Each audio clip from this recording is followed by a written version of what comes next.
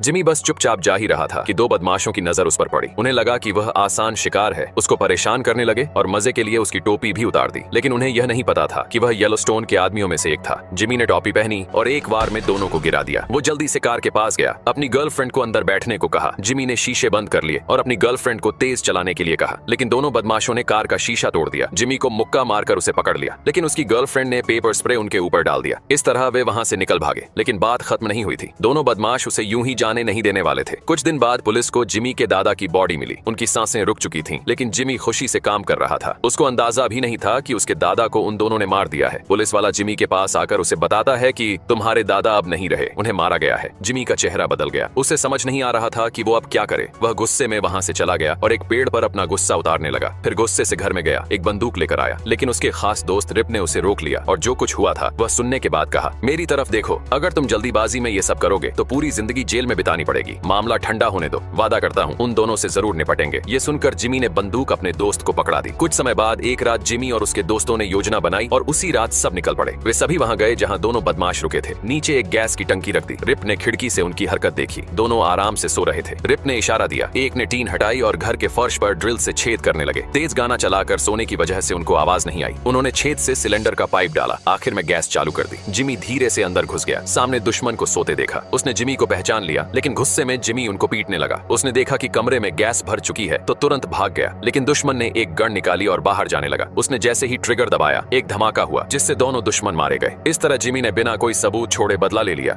Jimmy बस चुपचाप जा ही रहा था कि दो बदमाशों की नजर उस पर पड़ी। उन्हें लगा कि वह आसान शिकार है, उसको परेशान करने लगे और मजे के लिए उसकी टोपी भी उतार दी। लेकिन उन्हें यह नहीं पता था कि वह येलोस्टोन के आदमियों में से एक था। जिमी ने टोपी पहनी और एक बार में दोनों को गिरा दिया। वो जल्दी से कार के पास गया, अपनी गर्लफ्रेंड को अंदर बैठने को कहा। जिमी ने शीशे बंद कर लिए और अपनी गर्लफ्रेंड को तेज चलाने के लिए कहा, लेकिन दोनों बदमाशों ने कार का शीशा तोड़ दिया। जिमी को मुक्का मारकर उसे पकड़ लिया, लेकिन उसकी गर्लफ्रेंड ने पेपर स्प्रे उनके ऊपर डाल दिया। इस तरह वे वहां से निकल भागे। लेकिन बात खत्म नहीं हुई थी। दोनों बदमाश उसे यूं ही जाने नहीं देने वाले थे। कुछ दिन बाद पुलिस को जिमी के दादा की बॉडी मिली। उनकी सांसें रुक चुकी थीं, लेकिन जिमी खुशी से काम कर रहा था। उसको अंदाजा भी नहीं था कि उसके दादा को उन दोनों ने मार दिया है। पुलिस वाला जिमी के पास आकर उसे बताता है कि तुम्हारे दादा अब नहीं रहे, उन्हें मारा गया है। जिमी का चेहरा बदल गया। उसे समझ नहीं आ रहा था कि वो अब क्या करे। वह गुस्से में वहां से चला गया और एक पेड़ पर अपना गुस्सा उतारने लगा। फिर गुस्से से घर में गया, एक बंदूक लेकर आया, लेकिन उसके खास दोस्त रिप ने उसे रोक लिया और जो कुछ हुआ था वह सुनने के बाद कहा, मेरी तरफ देखो, अगर तुम जल्दीबाजी में ये सब करोगे तो पूरी जिंदगी जेल में बितानी पड़ेगी। मामला ठंडा होने दो, वादा करता हूँ उन दोनों से जरूर निपटेंगे। ये सुनकर जिमी ने बंदूक अपने दोस्त को पकड़ा दी। कुछ समय बाद एक रात जिमी और उसके दोस्तों ने योजना बनाई और उसी रात सब निकल पड़े। वे सभी वहां गए जहां दोनों बदमाश रुके थे। नीचे एक गैस की टंकी रख दी। रिप ने खिड़की से उनकी हरकत देखी। दोनों आराम से सो रहे थे। रिप ने इशारा दिया,